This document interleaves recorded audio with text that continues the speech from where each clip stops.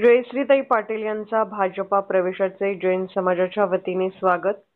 श्रीमती जयश्रीताई मदनभाऊ पाटील यांनी भारतीय जनता पक्षामध्ये जाहीर प्रवेश केला असून या प्रवेशानिमित्त जैन समाजाच्या वतीने त्यांचे महाराष्ट्र राज्य जैन अल्पसंख्याक आर्थिक विकास महामंडळाचे सदस्य श्री रावसाहेब पाटील यांनी स्वागत केले.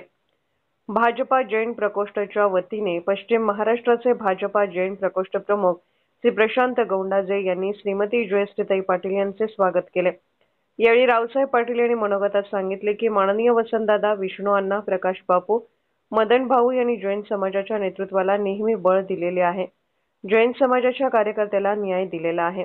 भारतीय जनता पक्ष हा सर्वसामान्य कार्यकर्त्यांना न्याय देणारा पक्ष आहे.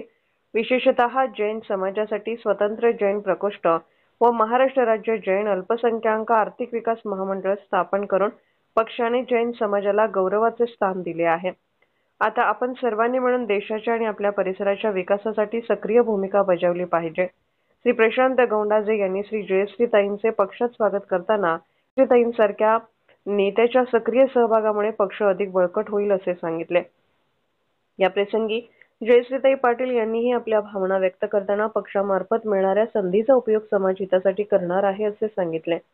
माजी उपमहापौर श्री प्रशांत पाटील यांनी विशेषतः जैन कार्यकर्त्यांना दिलेल्या संधीची माहिती दिली आणि जैन प्रकोष्ठ आणि महामंडळाच्या वतीने जयश्रीताई वहिनी यांचे स्वागत केल्याबद्दल आभार मानले. या प्रसंगी सागर पाटील, हर्षद पाटील, प्रमोद शेटे, विपुल पाटील यांच्यासह भाजपा जैन प्रकोष्ठ शहर जिल्हाध्यक्ष वैभव चौगले, ग्रामीण जिल्हाध्यक्ष शीतलकुमार महेश मुळे, सचिव महानगर अध्यक्ष शांतीनाथ कर्वे, महिला संयोजिका सांगली शहर स्वाती कोल्हापुरे, संतोष कोल्हापुरे, भालचंद्र बक्षी, शांतीनाथ पाटील व जैन समाजातील अनेक कार्यकर्ते मोठ्या संख्येने उपस्थित होते.